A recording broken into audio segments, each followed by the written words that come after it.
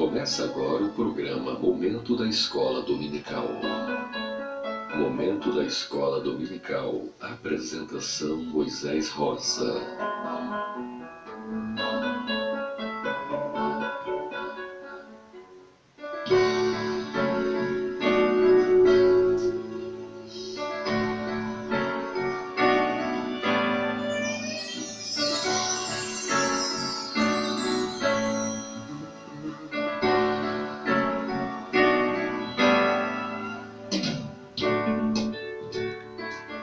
Saúdo nossos queridos ouvintes com a paz do Senhor Jesus Cristo. Prosseguindo em nossos estudos deste trimestre sobre a supremacia de Cristo, fé, esperança e ânimo na carta aos Hebreus, que fazemos através de nossa revista Lições Bíblicas, editada pela CPAD, Casa Publicadora das Assembleias de Deus. Nossa proposta no programa de hoje é falar sobre a lição 6, onde trataremos sobre o tema perseverança e fé em tempos de apostasia. Sejam bem-vindos ao programa Momento da Escola Dominical.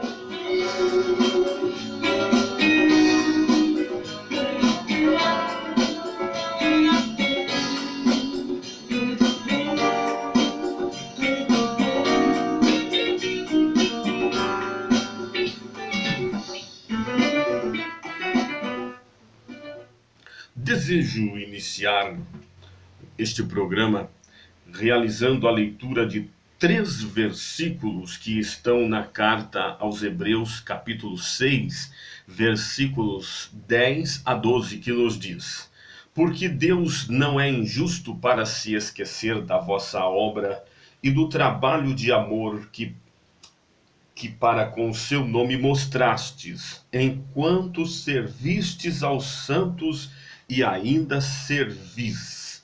Mas desejamos que cada um de vós mostre o mesmo cuidado até ao fim, para a completa certeza da esperança, para que vos não façais negligentes, mas sejais imitadores dos que pela fé e paciência herdam as promessas.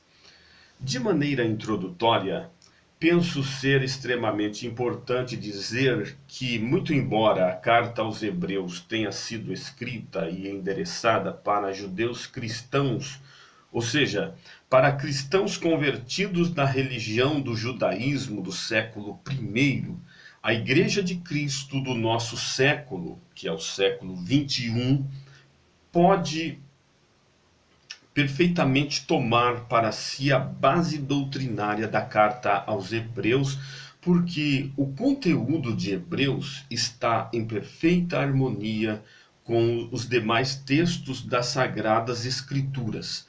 Além disso, os temas tratados em Hebreus são impressionantemente atuais, como bem perceberemos através da lição de hoje, onde estudaremos o capítulo 6 dessa carta. De início, é necessário lembrar que o contexto da carta aos Hebreus nos leva a crer que o seu autor conhecia muito bem os irmãos para quem escreveu. Hebreus capítulo 6, versículo 10, demonstra essa afirmação, vez que o autor nele elogia os irmãos hebreus, reconhecendo o amor que eles tinham ao nome de Deus. E este amor era evidenciado através do amor fraternal, uns para com os outros. Os hebreus não eram apenas cristãos nominais, eram mais do que isso. Eles eram amigos, pois um servia ao outro, como bem descreveu o autor da carta. Você e eu que vivemos num mundo onde as pessoas são, por natureza, egoístas e individualistas, sabemos perfeitamente o valor de uma amizade, não é verdade? Como é bom quando a gente pode pegar num telefone e ligar para um amigo, ainda que seja para dizer apenas estou orando por você. Os hebreus eram mestre nisso. Eu não sei você, mas eu pessoalmente, quando chego em um templo assembleiano para participar do culto a Deus, observo o modo como sou tratado, como sou recebido. E por isso acho que quando uma pessoa visitava o culto onde os irmãos hebreus se reuniam para adorar a Deus, esse visitante se sentia bem e não via a hora de chegar o dia do próximo culto para se reunir novamente com aqueles amados irmãos, com a finalidade de exaltar e bendizer o soberano nome de Deus Pai e do seu Filho bendito, nosso Senhor Jesus Cristo, que estão assentados no trono celestial e que são dignos da nossa adoração e de todo o nosso louvor. O amor fraternal demonstrado pelos hebreus foi reconhecido pelo autor da carta em Hebreus capítulo 6, versículo 10, onde disse: porque Deus não é injusto para se esquecer da vossa obra e do trabalho de amor que para com o seu nome mostrastes, enquanto servistes aos santos e ainda servis.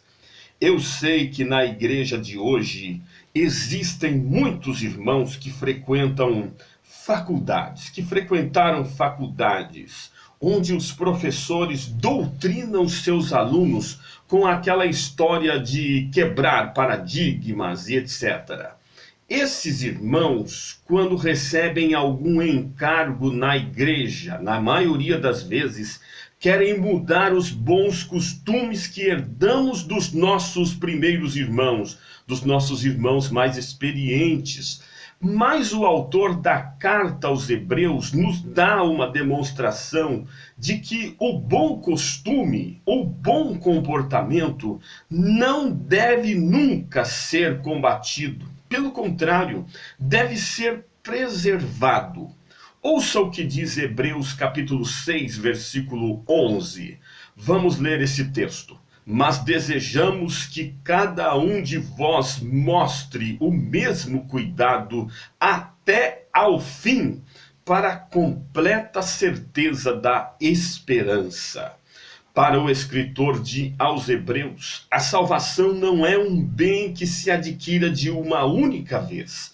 Não é algo que se possa dizer, uma vez salvo, salvo para sempre. Não.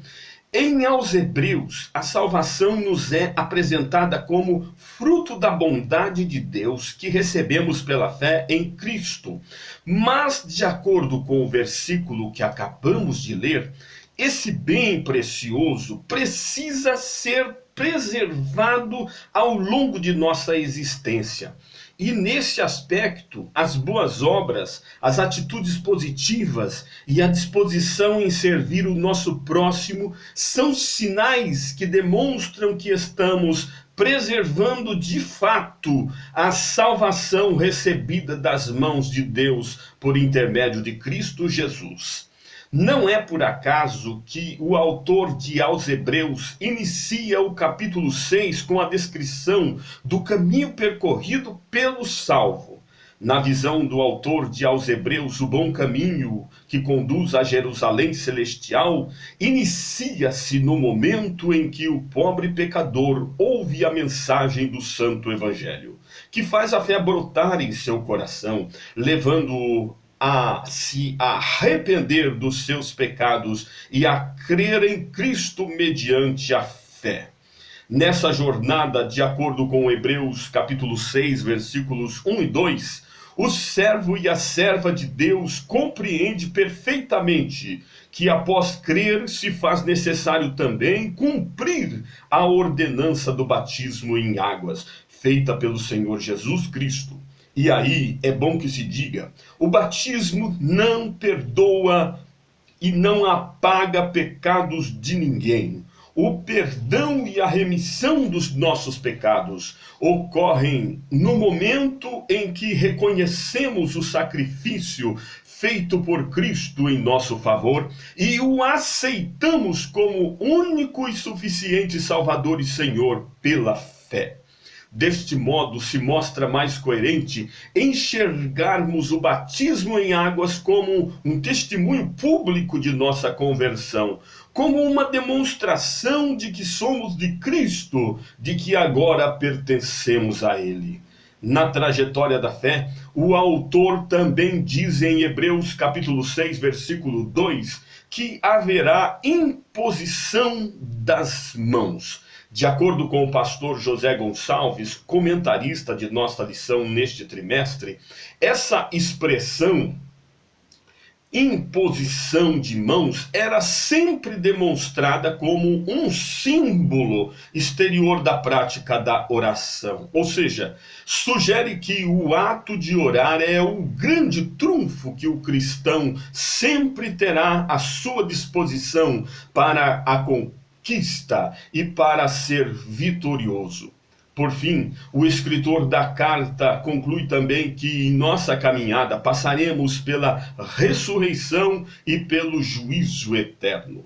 Ao expor, ainda que de maneira abreviada, a trajetória percorrida por todo cristão, o autor da carta procurou também encorajar os irmãos a perseverarem na fé até alcançarem a perfeição. Hebreus 6:1. Mas esse encorajamento foi complementado pela advertência de Hebreus capítulo 6, versículo 12, onde o autor da carta expôs que a negligência poderia comprometer esse lindo projeto divino. A grosso modo, eu diria então que a fé é o veículo que nos conduz à perfeição. Mas que fé é essa? Bem, existem pelo menos dois tipos de fé. A primeira delas é a fé temporária. A fé temporária é uma fé aparentemente sincera, mas em momentos de crise, este tipo de fé pode conduzir a pessoa à apostasia. A apostasia, de acordo com o comentarista de nossa lição, diz respeito à ideia de decair, de desertar, de se rebelar, de abandonar. Apostasia é a retirada ou o afastamento daquilo que antes se estava ligado. Portanto, o apóstata da fé é aquela pessoa que rompe o relacionamento salvífico estabelecido com Cristo. Esse rompimento geralmente se manifesta na esfera da moral e da ética. O afastamento na esfera moral se dá quando o cristão volta a praticar as velhas obras dos tempos antigos, quando ainda não havia se encontrado com Jesus. Por isso, essa degradação moral do apóstata é comparada ao cão que volta a comer o próprio vômito. Já o afastamento da esfera ética, na esfera ética, este se revela na maneira de pensar. O apóstata não se importa em rejeitar o ensinamento e a doutrina de Cristo para abraçar as ideologias humanas divorciadas de Deus e de sua palavra. O segundo tipo de fé é a fé salvífica. A fé salvífica é a fé capaz de levar um cristão a desenvolver grandes projetos de vida a partir dos alicerces fundamentais e elementares da vida cristã.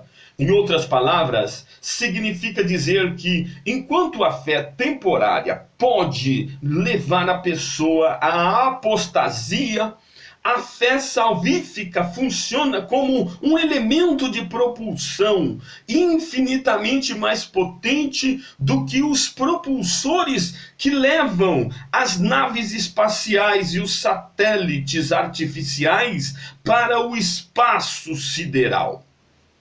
Para concluir nossa conversa de hoje, não poderia deixar de expor aqui a minha opinião pessoal em relação ao texto de Hebreus capítulo 6, versículos 4 a 6. Eu penso que ao escrever esses dois versículos, o autor de Aos Hebreus fez constar sua opinião pessoal, no sentido de ser inaceitável a hipótese, a possibilidade de uma pessoa que, após ser resgatada do mundo e ter recebido o privilégio de servir ao Senhor Jesus Cristo nessa vida, venha a tomar a triste decisão de renunciar sua fé no Filho de Deus para retornar para o mundão, a fim de viver como vive um lobisomem. Contudo, em Hebreus capítulo 6, versículos 7 e 8, o autor da carta complementa a sua visão pessoal com o pensamento predominante em toda a Bíblia, que diz respeito à liberdade que Deus concedeu ao ser humano desde o Jardim do Éden, de escolher o caminho que pretende seguir nesta vida, mas sempre sabendo que ao final de sua jornada nesta terra, terá de enfrentar no juízo eterno as consequências de suas escolhas.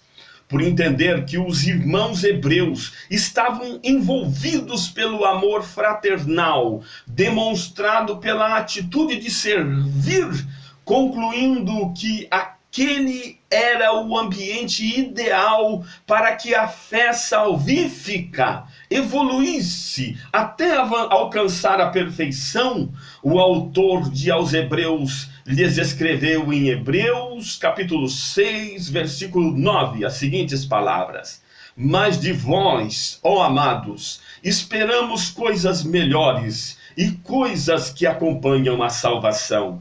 Por isso tudo, minha oração neste dia é para que a fé salvífica, que evoluiu no meio dos irmãos hebreus, encontre guarida no teu e no meu coração, para que possamos perseverar na fé em tempos de apostasia, nos quais, ou no meio dos quais, vivemos nos dias atuais. Que seja assim, em nome de Jesus. Vamos orar.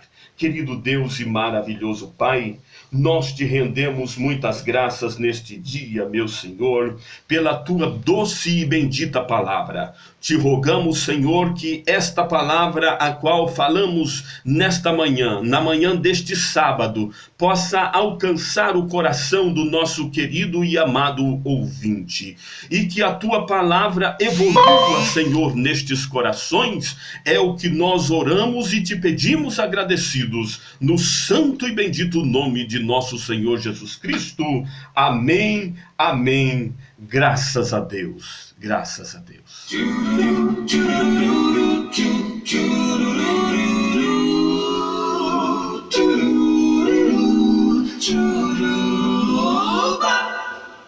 Meu Jesus comigo vai.